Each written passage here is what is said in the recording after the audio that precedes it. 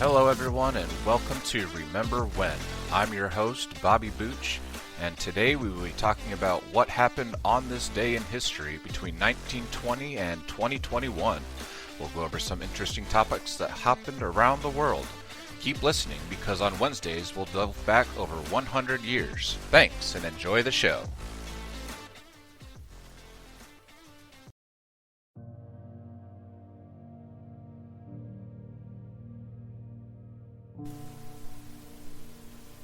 Alright everybody, let's get started. Today is July 1st, and on this day it is under the zodiac sign of Cancer. Let's talk about the U.S. presidents. From 1920 until 2022, there have been 19 different presidents with varying years of terms. Let's talk about Lyndon B. Johnson. He was John F. Kennedy's vice president, and Johnson served as the 36th president from November 22nd to 1963 through January 20th, 1969.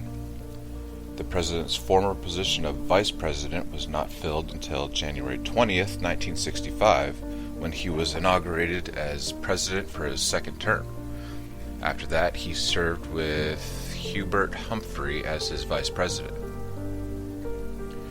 According to Britannica.com, on July 1st, 1968, the United States, the USSR, and the United Kingdom, as well as 59 other states, signed the Nuclear Non-Proliferation Treaty. This was an attempt to stop the spread of nuclear weapons. Across the pond, we have the UK Prime Ministers. As with the US presidents, there were a number of Prime Ministers of the UK between the 1920s until now. 25 to be exact. Since we started with Lyndon B. Johnson as president, we'll start with who was prime minister during his presidency. There were two during his presidency. According to Britannica.com, Sir Alec Douglas Home served as prime minister from 1963 to 1964 when his government fell. He was unable to improve the British balance of payments situation, which is a record of transactions and trade with the rest of the world, similar to our national debt. He also antagonized the Conservatives, including the House of Commons, by passing legislation against price fixing. Sir Alec gained U.S. approval for his firm anti-communism. According to Britannica.com, Sir Alec was voted out by general election and replaced by James Harold Wilson, Baron Wilson of Rivolo, in 1964, where he served until 1970 and served again in 1974 until 1976. In 1965, Wilson was unable to avert an illegal declaration of independence by the white minority government of the British colony of Rhodesia, and his use of sanctions to topple the rebel government instead of military force ultimately failed. Wilson steered Britain clear of the Vietnam War, but offered its verbal support to the U.S. war effort. Wilson's government outlawed capital punishment in 1965. Some noteworthy news. We have a few things to talk about here. The first is something Americans should be familiar with: the zip code. You know, those 5 digits at the end of your address that you have to attempt to remember every time you move? Yeah. And try to get your kids to remember when they're learning your address? Well, on July 1st, 1963, the U.S. Postal Service instituted the zip code. Did you know that ZIP stands for Zone Improvement Plan? According to USPS.com, on February 28th, 2022, there are 41,683 zip codes in the United States. The first numerical zip code is 00501, and it belongs to the IRS, better known as the Internal Revenue Service, in Holtzville, New York. The last is 99950, which belongs to Ketchikan, Alaska. A fun one is for General Electric, yes, the company. They're in Shinnecock, New York, and their zip code is 12345. For the music and gadget lovers, this one's for you. On this day in 1979, Sony started selling the Walkman, the international sensation that allowed you to listen to your cassette tapes while on the go. Yes, cassette tapes. The original was colored blue and silver and made of metal. It went on sale in Japan and sold for about 33,000 yen, or 150 American dollars. While Sony predicted it would sell approximately 5,000 units in the first month, it actually sold more than 30,000 units in the first 2 months. By the time the Walkman was 10 years old, it sold over 100 million and had sold worldwide. That's it for noteworthy news. Now on to pop culture.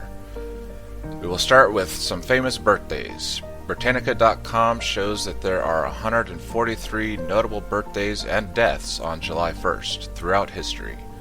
One major birthday is Diana, Princess of Wales. She was born July 1st, 1961.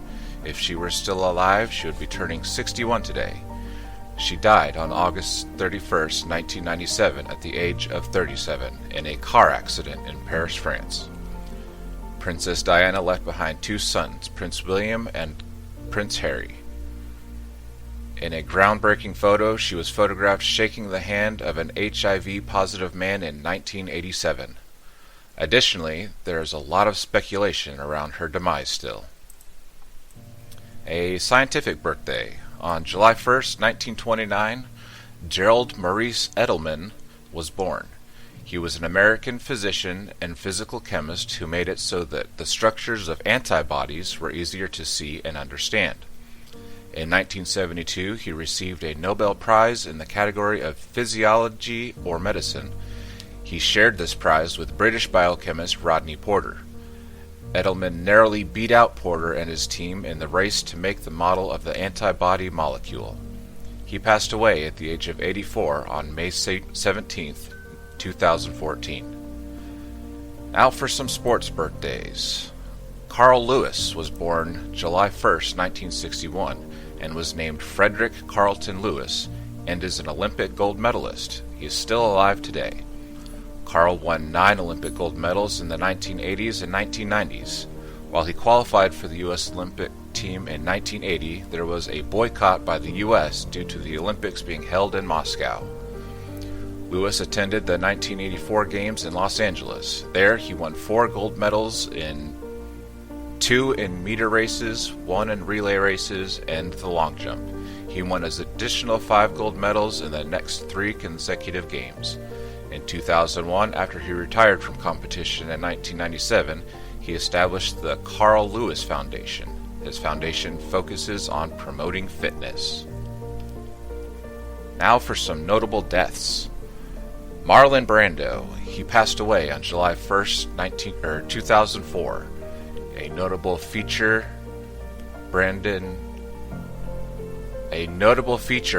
had was his mumbling delivery of his lines. In 1947, he gained stage stardom for his fantastic performance as Stanley Kowalski in A Streetcar Named Desiree. He also starred in the motion picture adaptation in 1951, which he won an Academy Award for. Brando made his silver screen debut in 1950 in The Men.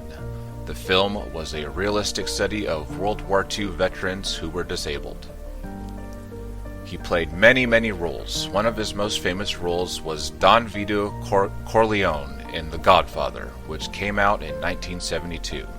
There is much to say about Brando, but one thing is for certain, he was an extremely influential actor of his time. On July 1st, 2005, Luther Ronzoni Vandross passed away at the age of 54. He was born April 20th, 1951. Vandross earned several Grammy Awards as a singer. He also helped Dionne Warwick and Aretha Franklin create their hit albums as their producer. In 2003, shortly before the release of his last studio album, Vandross suffered a debilitating stroke. His album was called Dance with My Father, which earned him 4 of his Grammy Awards. Not only did he win Grammys, he won American Music Awards and Soul Train Awards throughout his career.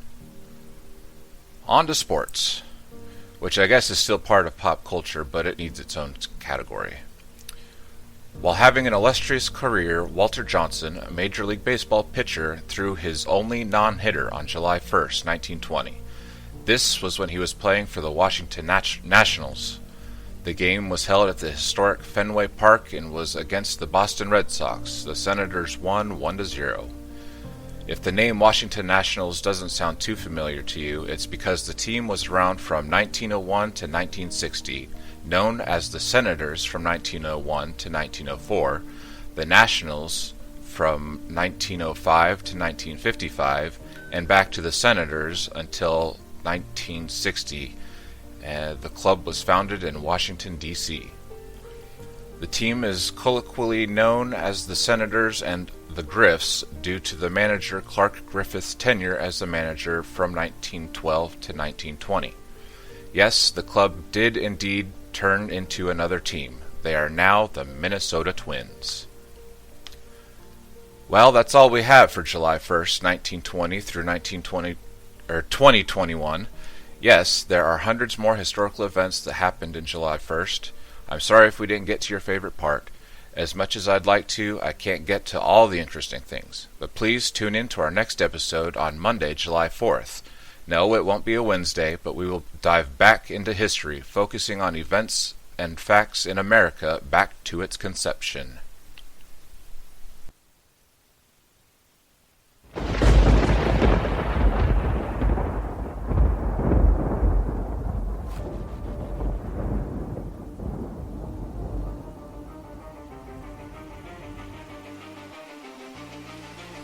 I'm Bobby Booch, and thank you for joining us on Remember When.